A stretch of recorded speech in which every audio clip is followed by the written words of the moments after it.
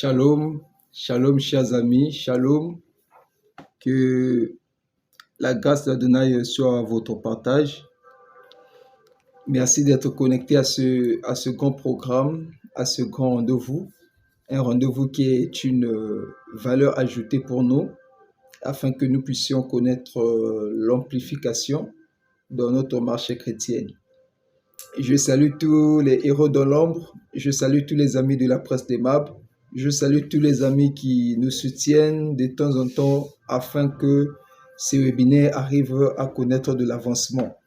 Que la main de l'Éternel soit votre partage.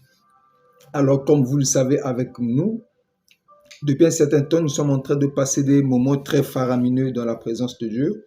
Nous sommes en train de passer des sessions d'édification parce que nous nous sommes dit que nous devons, notre foi, notre vie chrétienne doit connaître de l'ascension, notre vie chrétienne doit connaître de l'avancement. C'est comme ça que le Saint-Esprit avait déposé en nous cette pensée, cette initiative de présenter de temps à autre des sessions d'édification pour permettre l'amplification de la spiritualité, l'amplification de la foi chrétienne de tout un chacun de nous. Alors que la grâce d'Adonai soit votre partage. Alors, nous allons rapidement prendre nos Bibles dans le livre de Genèse. Comme vous le savez avec nous que nous n'avons plus de temps à perdre pour des sessions comme celle-ci. Alors, c'est comme ça que nous rattrapons de temps en temps le temps. Nous prenons rapidement nos Bibles dans le livre de Genèse. Genèse chapitre 2e. Nous prenons à partir du 18e verset. Lisons la parole de Dieu dans Genèse chapitre 2e, 18e verset. Il est dit ceci: l'Éternel Dieu dit, il n'est pas bon que l'homme soit seul. Je lui ferai une aide semblable à lui.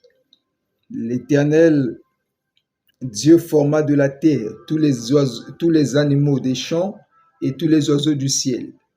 Et il les fit venir vers l'homme pour voir comment il les appellerait. Et afin que tout être vivant portât le nom que lui donnerait l'homme. Et l'homme donna des noms à tout le bétail, aux oiseaux du ciel et à tous les animaux des champs. Mais pour l'homme, il ne trouva point d'aide semblable à lui. Alors l'Éternel Dieu fit tomber un profond sommeil sur l'homme qui s'endormit. Il prit une de ses côtes et referma la chair à sa place. L'Éternel Dieu forma une femme de la côte qu'il avait prise de l'homme et il l'amena vers l'homme. Et l'homme dit, voici cette fois celle qui est os de mes os et chair de ma chair. On l'appellera femme parce qu'elle a été prise de l'homme. C'est pourquoi l'homme quittera son père et sa mère et s'attachera à sa femme. Et ils deviendront une seule chair. Que le Seigneur Jésus-Christ bénisse la lecture de sa parole. Alors, bien-aimés dans le Seigneur, nous bénissons le Seigneur pour les privilèges qu'il nous accorde de passer encore ces instants dans la méditation de sa parole. Et nous rendons encore les hommages à Adonai pour la vie qu'il vous a donnée, pour la protection divine, pour la sécurité divine. Voilà pour tout ce qui va avec. Que la main puissante d'Adonai vous fasse du bien depuis chez vous, depuis la ville, depuis le pays auquel vous nous suivez. Alors, ici, il est question de parler, bien-aimés dans le Seigneur, de la marche avec Dieu. Nous avons eu à dire d'entrée de jeu lorsque nous avons eu à introduire ce gros chapitre, ce chapitre qui est tellement pertinent. Nous avons dit qu'il y a beaucoup d'amis sur la terre des vivants. Ces amis ont fait le choix de marcher avec les fétiches. Il y a des amis qui ont fait le choix de marcher dans la sorcellerie. Il y a des amis qui ont fait le choix de marcher dans la rose-croix. Il y a des amis qui ont fait le choix de marcher. Il y a des amis qui ont fait le choix de marcher dans les systèmes obscurs de ce monde. Mais vous et nous, nous sommes appelés à marcher avec Dieu, à marcher avec Christ.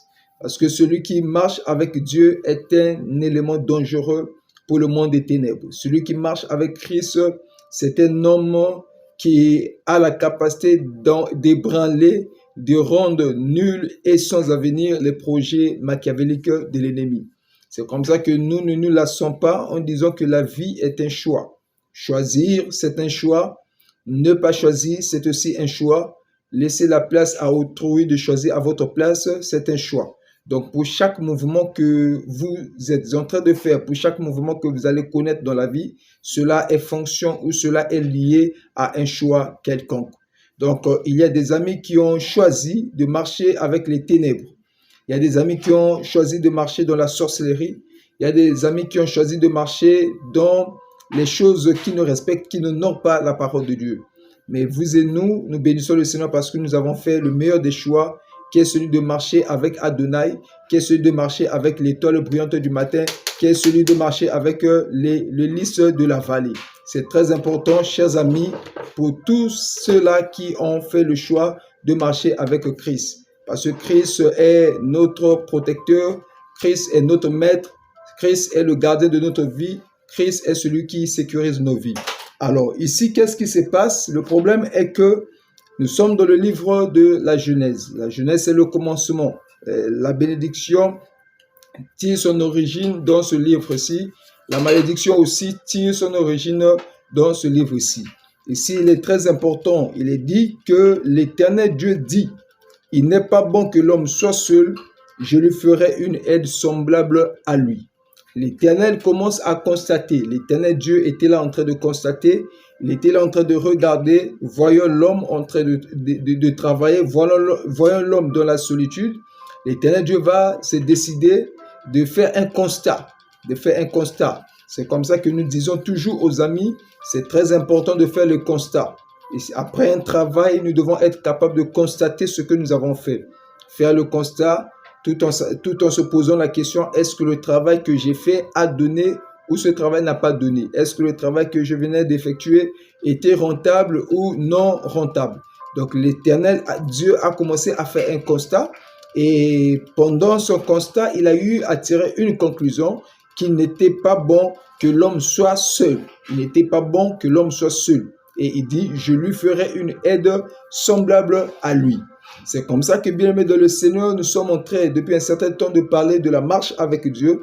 Et nous avons dit que dans la marche avec Dieu, la solitude n'est pas toujours bien. La solitude n'est pas toujours bien. Je sais qu'à un certain niveau, il nous est toujours demandé de rester à seul pour vouloir étudier comment est-ce que notre vie doit se comporter, comment est-ce que les choses doivent évoluer autour de nous. Mais à un certain niveau, la solitude n'est pas une bonne chose. Vous savez, aujourd'hui, sur cette terre, il y a des amis qui ont réussi parce qu'ils ont eu à leur côté quelqu'un qui les a encouragés dans ce qu'ils étaient en train de faire. Il y a des gens qui sont en train de travailler aujourd'hui, Si vous essayez de poser la question, ils vous diront que si aujourd'hui je travaille, c'est parce que le frère X m'avait branché avec un tel, c'est parce que Y m'avait branché aussi avec Z. Voyez-vous, donc de la marche avec Dieu, nous retenons que la solitude n'est pas une bonne chose. Nous devons avoir quelques frères, nous devons avoir quelques amis avec qui nous pouvons faire route. C'est vrai, il ne nous est pas permis certainement d'embarquer tout le monde avec nous, mais nous devons avoir quelques frères ou quelques amis avec lesquels nous pouvons faire route. Ou un ami, une amie qui peut croire à notre vision, qui peut croire à notre potentiel, qui peut croire à ce que nous sommes en train de faire. Donc le Seigneur, voyant l'homme, il dit non, il n'est pas bon que l'homme soit seul. L'homme ne doit pas être seul. Moi, l'Éternel, je dois lui présenter une aide semblable à lui. La solitude tue, la solitude brise. Vous savez, aujourd'hui, il y a beaucoup de gens qui se retrouvent dans les hôpitaux. Si vous essayez de regarder bien ces gens-là qui sont braqués, retenus dans les hôpitaux, pour la plupart des cas, j'ai essayé un peu de faire quelques analyses. J'ai fini par vite comprendre que la majorité des malades qui meurent chaque jour dans les hôpitaux, leur mort est orchestrée, leur mort est fonction de la solitude. Vous savez, plus la personne reste seule, plus la personne demeure seule, cela peut encore anticiper la vitesse de la maladie dans la vie de l'individu. Plus la personne demeure seule, plus la personne n'a personne à ses côtés. Voilà, ça peut accélérer la vitesse du désespoir, ça peut accélérer la vitesse de la mort. Donc, lorsque nous sommes décidés, lorsque nous prenons la décision de marcher avec Dieu, la chose que nous devons bannir de notre marche avec Dieu, c'est la solitude. C'est la solitude. C'est la solitude. La solitude n'est pas un bon élément. Donc l'Éternel, ayant constaté que l'homme était seul, il dit non, l'homme ne doit pas continuer à rester seul. C'est comme ça que j'aimerais dire à un frère. Et il ne t'est pas permis de continuer toujours à rester à seul. Tu dois fréquenter une église et au travers de cette église, tu auras des frères, tu auras des sœurs parce que l'église n'est pas la seconde famille. Non, j'ai toujours dit aux amis que l'église, c'est la première famille que nous découvrons au second rang. L'église n'est pas la seconde famille, mais l'église, c'est la première famille que nous découvrons au second rang parce que notre famille n'a pas commencé sur la terre. Notre relation n'a pas commencé ici sur la terre, mais notre relation a commencé depuis l'éternité. Donc, voyez-vous, c'est comme ça que Dieu, constatant que l'homme était à seul, dit non, l'homme ne doit pas continuer à rester à seul. Il ne doit pas continuer à rester à seul. Par là aussi, j'aimerais parler à un frère. Vous avez déjà atteint l'âge du mariage. Jusqu'à ce niveau, vous ne vous mariez pas. Je prie que le Seigneur aussi mette à vos côtés une personne de bonne volonté, une personne de bonne foi, avec laquelle vous aurez des convictions pour le mariage, avec laquelle vous allez vous retrouver ensemble, cheminant ensemble, évoluant ensemble pour faire les choses de la vie ensemble. Donc le Seigneur a étudié la vie de l'homme. Il dit non, l'homme ne peut pas continuer à rester seul. Je dois trouver une solution. Vous savez, aujourd'hui, il y a des gens qui s'arrêtent à constater. Ils constatent, il n'est pas bon que le fauteuil soit ici. Ils constatent, il n'est pas bon que, le réfrigérateur soit là-bas. Il n'est pas bon que le frère là-bas fasse telle série. Mais nous arrêtons à constater seulement, mais nous ne trouvons pas les solutions adéquates pour remédier nos constats, pour remédier les problèmes, pour remédier, les désarrois qui se présentent à nous. Chaque constat doit se suivre d'une solution. Après chaque constat, il doit y avoir une solution qui doit précipiter le constat que nous avons fait. Celui qui constate et qui ne trouve pas la solution face à ce constat-là, il n'a rien fait. C'est comme ça qu'il dit, il n'est pas bon que l'homme soit seul, je lui ferai une aide semblable à lui. Donc le Seigneur comme étant l'acteur, l'Éternel comme étant l'acteur principal des choses qui doivent se positionner dans la vie de l'homme, il se décide lui-même de trouver la solution à la solitude de l'homme. J'aimerais dire à un bien-aimé, pendant que vous êtes en train de me suivre, j'ose croire que pendant que vous êtes en train de me suivre, dans la multitude des questions que vous êtes en train de poser, il y a parmi ces questions-là quelques questions que le Seigneur lui-même décidera de donner la réponse pour que votre vie arrive à se stabiliser. Il dit, je lui ferai une aide semblable à lui. Il n'a pas dit que lui-même, il se fera une aide semblable à lui, mais moi, l'Éternel, je lui ferai une aide semblable à lui.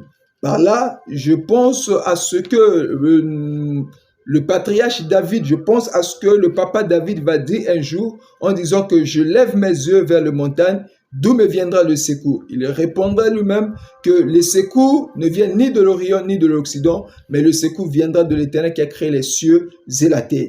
Et David, à cette époque-là, pouvait avoir des problèmes, il pouvait avoir des solutions. Alors David regardait à la montagne, il regardait aux montagnes. La montagne peut symboliser la personne qui est plus élevée dans votre famille. La montagne peut symboliser une relation en qui vous avez bâti votre espoir, en qui vous avez bâti, toute votre confiance. N'oublions pas que la Bible dit qu'il soit maudit celui qui espère en l'homme, mais celui qui espère en l'Éternel est béni.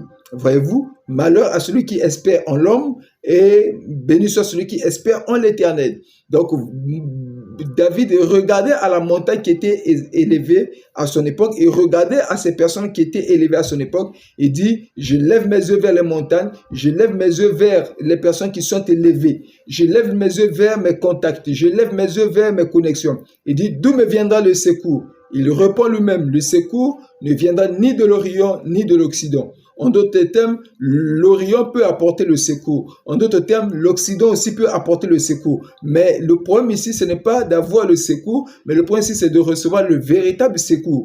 Or, l'Orient peut apporter le secours, l'Orient peut bénir, l'Occident peut apporter le secours, l'Occident aussi peut bénir. Parce qu'aujourd'hui, il y a des amis qui se disent être bénis par Dieu, mais en réalité, ce n'est pas Dieu qui les a bénis, mais c'est l'Orient qui les a bénis. Même quand nous disons que c'est Dieu qui nous a bénis, mais il faudrait savoir que dans la façon d'écrire, il y a le Dieu qui s'écrit avec grand D, il y a aussi le Dieu qui s'écrit en petit d. La prononciation est la même, mais la différence se situe au niveau de l'écriture.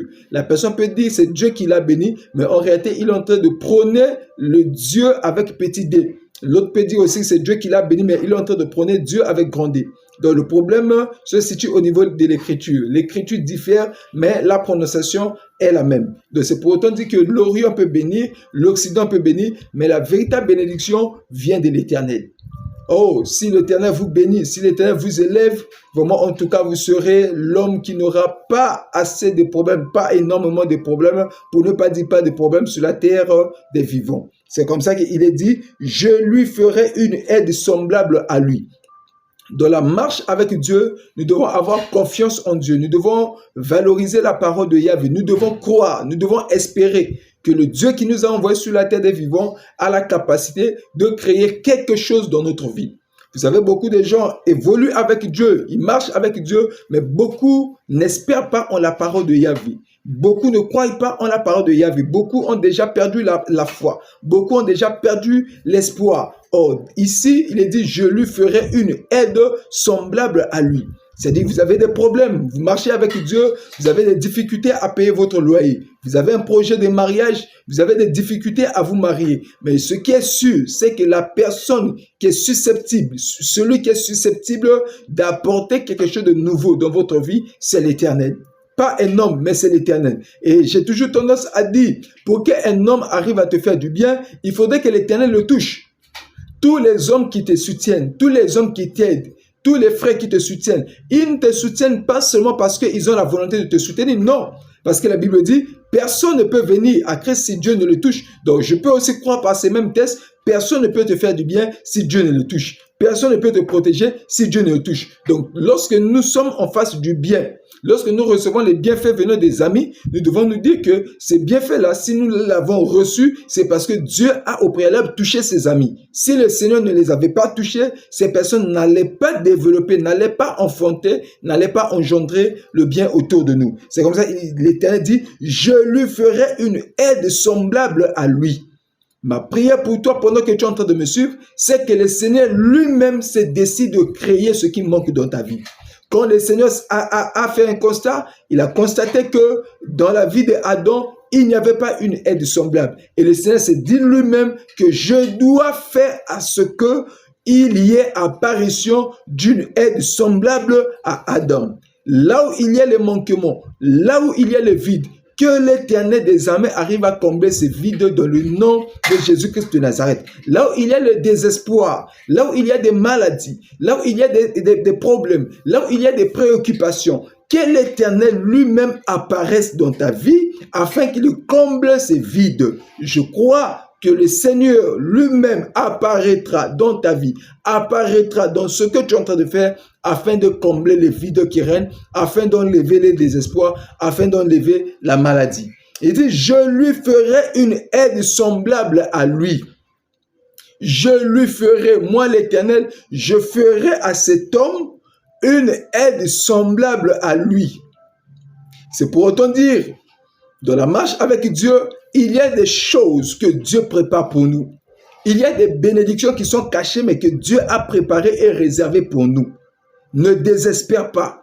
Tant qu'il y a la vie, il y a espoir. J'ai toujours tendance de dire aux bien-aimés, même si aujourd'hui ça ne marche pas, demain ça marchera. Mieux vaut un chien vivant qu'un lion qui est déjà mort. Donc nous devons marcher avec des paroles de conviction. Nous devons marcher avec de l'espoir. Nous devons marcher avec de l'engouement. Que si aujourd'hui rien ne se passe dans ma vie, demain le Seigneur fera apparaître sa lumière. Demain les choses vont connaître un certain chamboulement. Les choses vont connaître un chamboulement positif. Donc l'Éternel dit, je lui ferai une aile semblable à lui. Au verset 19, il est dit, l'Éternel Dieu forma de la terre tous les animaux des champs et tous les oiseaux du ciel, et les fit venir vers l'homme. Donc l'Éternel va former tous les animaux des champs, tous les oiseaux du ciel. Il prend les animaux des champs, il prend les oiseaux du ciel, il les conduit vers l'homme. Oh bien-aimé dans le Seigneur, quelle joie, quel honneur de servir un Dieu sérieux. Regarde, il prend le temps de former tous les oiseaux. Il forme de la terre tous les oiseaux, tous les animaux des champs, tous les oiseaux du ciel. Il prend les animaux, il prend les oiseaux, il les conduit vers l'homme. Oh, bien-aimé dans le Seigneur, de la même façon que le Seigneur, de la même façon que l'Éternel a pris les animaux et les oiseaux, il les a conduits vers l'homme. C'est de cette même façon que le Saint-Esprit nous conduit aujourd'hui. Je vais répéter, de la même façon que l'Éternel, après avoir formé les animaux des champs, après avoir formé les oiseaux du ciel, il les a conduits vers l'homme. C'est de cette même façon qu'en ce temps-ci, nous sommes, nous, enfants de Dieu, nous chrétiens, nous sommes conduits par le Saint-Esprit. N'oubliez pas que la Bible dit que ce sont tous ceux-là qui sont conduits, ce sont tous ceux-là qui sont orientés par le Saint-Esprit, qui sont appelés fils de Dieu. C'est comme aujourd'hui, une voiture, on reconnaît la voiture, on reconnaît les véhicules par le moteur. Nous pouvons dire que le moteur de la vie chrétienne, c'est le Saint-Esprit. C'est comme ça la Bible dit, marchez selon l'Esprit et vous n'accomplirez pas les désirs de la chair. Pour la plupart des cas, lorsque nous accomplissions, lorsque nous faisons naître les désirs de la chair autour de nous, c'est parce qu'il y a carence de la présence du Saint-Esprit en nous. Là où le Saint-Esprit règne, là où le Saint-Esprit opère, là où le Saint-Esprit demeure, les œuvres de la chair ne vont pas prévaloir. Les œuvres de la chair ne vont pas prendre de l'ampleur. Pourquoi? Parce que la présence du Saint-Esprit dans un chrétien, la présence du Saint-Esprit dans un individu éradique la présence même des œuvres de la chair. Donc j'étais en train de dire, de la même façon que Dieu a pris les animaux, il a pris les oiseaux du ciel, il les a conduits vers l'homme, c'est de cette même façon que le Seigneur s'est décidé que nous puissions être conduits par son Esprit Saint, par l'Esprit de vérité, par l'Esprit qui atteste à notre esprit que nous sommes fils de Dieu. Amen. Il dit, il forma de la terre tous les animaux des champs et tous les oiseaux du ciel et il les fit venir vers l'homme. Dans la marche avec Dieu, il y a des choses que nous n'allons pas forcer. Il y a des choses que Dieu lui-même prendra et emmènera vers nous. N'oublions pas cela, dans la marche avec Dieu, il y a des choses que vous n'allez pas forcer. Vous savez, ceux-là qui marchent avec Dieu vivent par la résultante de la grâce. Ils vivent des choses provoquées par la résultante de la grâce. C'est-à-dire qu'à un certain niveau, ceux-là qui marchent avec Dieu ne sont plus appelés à forcer des choses parce que nous avons eu à forcer des relations. Les relations n'ont pas marché. Nous avons eu à forcer à ce que les partenaires restent avec nous. Les partenaires sont partis. Nous avons eu à forcer certaines personnes de ne pas quitter l'église, de ne pas quitter les départements. Et voilà, le temps était arrivé. Ces gens nous ont quittés. Mais lorsque nous marchons avec Dieu, il y a certaines relations que nous n'allons pas forcer, mais ces relations viendront d'elles-mêmes. Ces personnes viendront d'elles-mêmes. Ces amis viendront d'eux-mêmes. Pourquoi? Parce qu'ils verront en nous quelque chose d'extraordinaire. Ils verront en nous le signe propre que Christ est avec nous. Et c'est à cause de cette valeur ajoutée que ces amis seront obligés de venir avec nous. Je prie dans le nom de Jésus-Christ. De la même façon que Dieu a pris les animaux des champs, il a pris les oiseaux du ciel, il les a conduits vers Adam. C'est de cette même façon que le Dieu que je suis en train de te prêcher prendra le travail, emmènera le travail vers toi. Il prendra le mariage, emmènera le mariage vers toi. Il prendra la réussite, il emmènera la réussite vers toi. Il prendra l'élévation, il emmènera vers toi. Il prendra tout ce qui est sérieux, tout ce qui est responsable, tout ce qui est digne, tout ce qui mérite l'honneur, tout ce qui mérite l'approbation, tout ce qui mérite les acclamations, tout ce qui mérite la célébration, tout ce qui mérite la vénération, tout ce qui mérite qu'on ovation. Il prendra ces choses et il les conduira vers toi. Tu me donnes le meilleur des amens. Cette chose s'attache à ta vie au nom de Jésus. L'Éternel Dieu forma de la terre tous les animaux des champs et tous les oiseaux du ciel, et il les fit venir vers l'homme. Pendant que je suis en train de parler, j'ai envie de dire que le travail vienne à toi. Je parle d'un travail sérieux. Je parle d'un travail responsable. Pendant que je suis en train de parler de ces messages, j'ai envie de dire que les enfants viennent à toi. Pendant que je suis en train de parler de ces passages, j'ai envie de dire que l'argent vienne à toi. J'ai envie de dire que les trésors viennent à toi. J'ai envie de dire que la protection divine te localise. J'ai envie de dire que des choses indescriptibles, des choses que l'œil n'a jamais vues, des choses qui ne sont jamais montées dans le cœur de l'homme. J'ai envie de dire que toutes ces choses arrivent à se présenter, arrivent à se représenter de façon réelle dans ta vie. au nom de Jésus-Christ de Nazareth. Et l'homme était là, il voyait comment est-ce que les animaux venaient, il voyait comment est-ce que les oiseaux venaient. C'est pour autant dire, à un certain niveau, lorsque la grâce de Dieu y est, lorsque l'onction de Dieu y est, lorsque l'approbation divine y est, il y a des choses que nous n'allons pas forcer, frère. Ces choses viendront normalement. Ce qui était anormal chez les autres, chez nous, ces choses se comporteront de façon normale. Il était anormal que quelqu'un travaille, mais chez toi, le travail viendra normalement. Tout ce que les autres vont commencer à taxer d'anormal, tout ce que les autres placeront sur la plateforme de la normalité, toi, tu les placeras dans la plateforme de la normalité. Au nom de Jésus-Christ de Nazareth. Et il dit, et les fit venir vers l'homme pour voir comment il les appellerait. Donc le Seigneur prend les animaux, il l'emmène vers l'homme. Il prend les oiseaux, il l'emmène vers l'homme pour voir comment est-ce que l'homme va appeler ces animaux. Oh bien-aimé dans le Seigneur, dans la marche avec Dieu, le Seigneur a sa part de responsabilité. Dieu a sa part de responsabilité et nous les humains, nous avons aussi notre part de responsabilité. La part de responsabilité qui revenait à Dieu, c'était de prendre les animaux, c'était de prendre les oiseaux et puis de les emmener vers l'homme.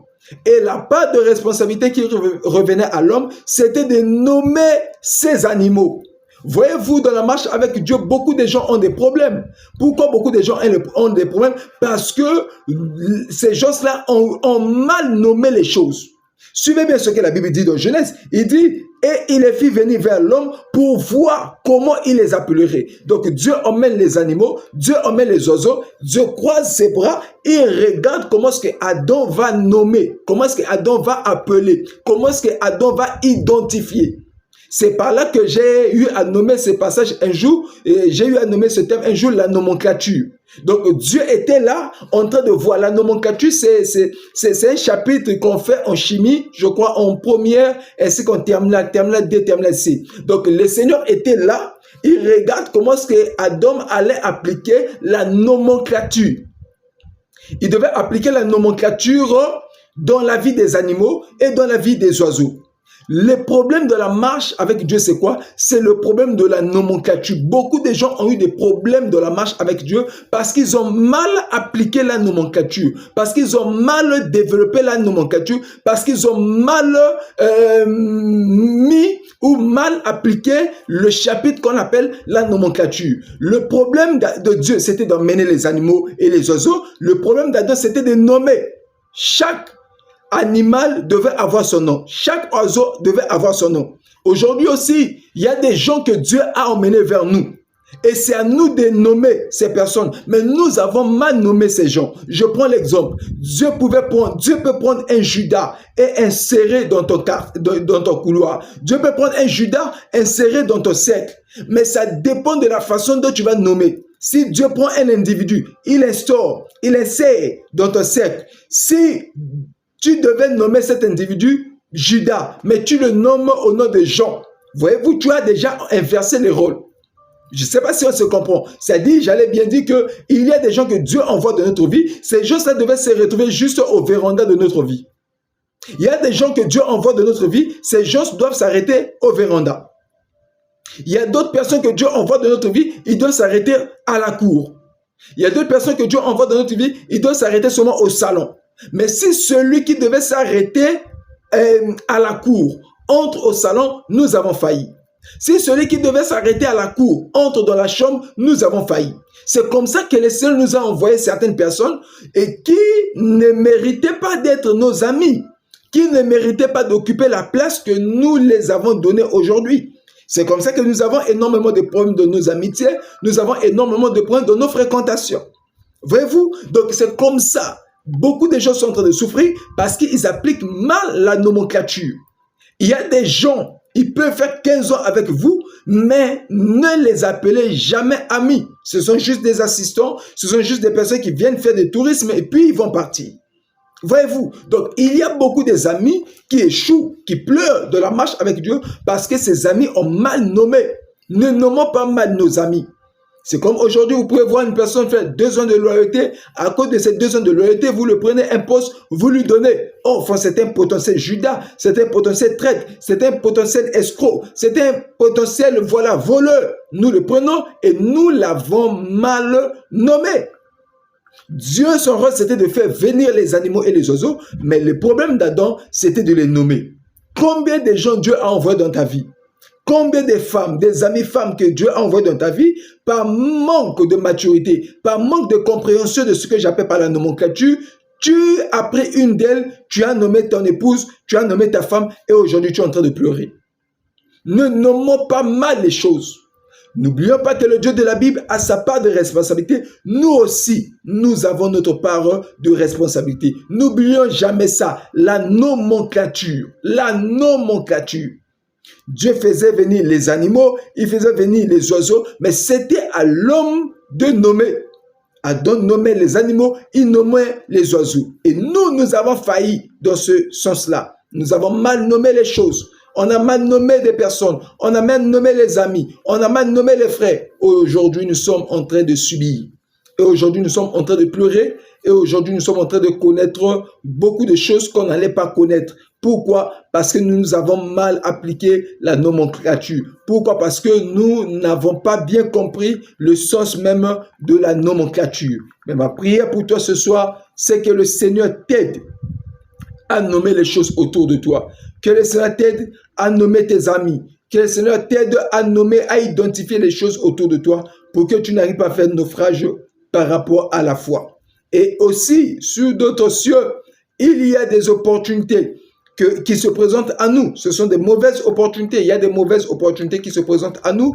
Il y a des fausses opportunités qui se présentent à nous. Lorsque nous voyons ces fausses opportunités, par manque de l'Esprit Saint, nous commençons à nommer ces opportunités comme étant les bonnes opportunités. Et par là, nous échouons. Face à tout le monde, la femme de Potiphar pouvait être une opportunité d'or. Mais face à Joseph, la femme de Potiphar n'était pas une opportunité. Certaines personnes à l'époque de Joseph, face à la femme de Potiphar, ils pouvaient dire voilà une opportunité pour moi de me faire de l'argent, voilà une opportunité pour moi de me faire une place dans la société. Il y a des opportunités qui arrivent dans la vie, mais ce sont des opportunités qui viennent pour détruire notre vie chrétienne, pour détruire notre marche chrétienne, voilà, pour arrêter, pour créer une décroissance entre nous et Dieu. Joseph a vu la femme de Potiphar, pendant que les autres voyaient une opportunité de se faire de l'argent, mais Joseph a vu derrière cela la mort. Il a vu derrière cela, voilà, un obstacle, une pierre d'achoppement. Parce que Joseph aussi savait nommer les choses. Voyez-vous, chers amis, dans la marche avec Dieu, la nomenclature est très importante. Nous devons être capables de nommer des choses. Il y a des opportunités qui sont considérées comme du poison. Il y a des opportunités qui sont considérées comme un piège de l'ennemi. Il y a des opportunités qui sont considérées comme, voilà, un pion de l'ennemi. N'oublions pas que Samson, lorsqu'il voyait Delilah, il voyait en Delilah une bonne femme.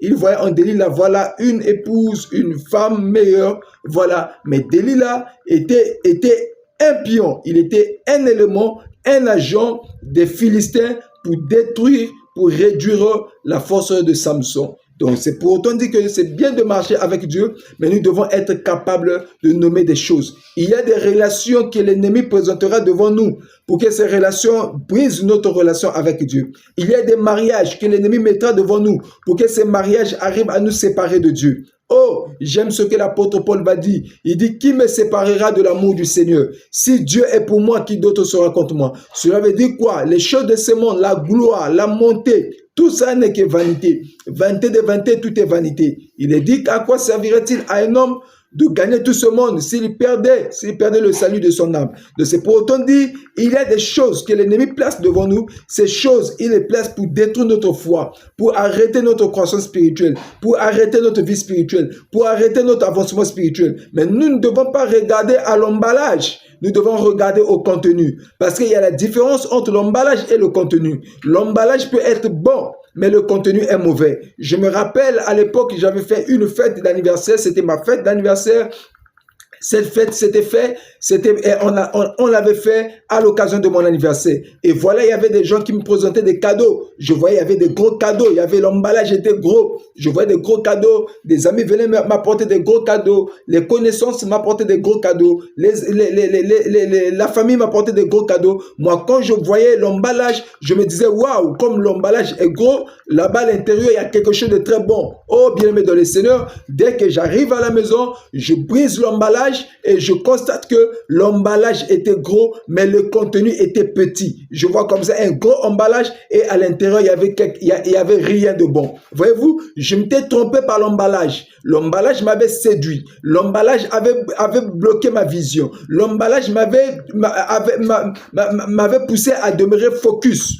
Mais quand j'arrive, je regarde le contenu, entre le contenu et l'emballage, il y avait une très grande différence. C'est ce qui se passe aussi aujourd'hui. Nous voyons des gens être bénis avec des voitures, voilà, en train de mener une bonne vie. Ce que nous voyons, ce que nous convoitons, ce que nous sommes en train de convoiter, de célébrer, ce n'est que l'emballage. Au lieu de s'arrêter à l'emballage, allons jusqu'à voir ce qui se trouve à l'intérieur de l'emballage. Allons jusqu'à pénétrer le contenu qui est dans l'emballage. C'est comme ça que j'ai toujours tendance à dire aux amis, il y a la différence entre la forme et le fond. Nous voyons aujourd'hui beaucoup de gens sont dans la forme, une vie chrétienne de forme, une vie chrétienne de forme, une relation de forme. Tout ça, ils sont dans la forme. Mais au fond, il n'y a rien. Il y a la différence entre la forme et le fond. C'est comme ça que vous voyez aujourd'hui avec la technologie, voilà, avec l'avancement de la médecine, nous voyons des femmes qui étaient minces aller prendre des injections et devenir gros, avoir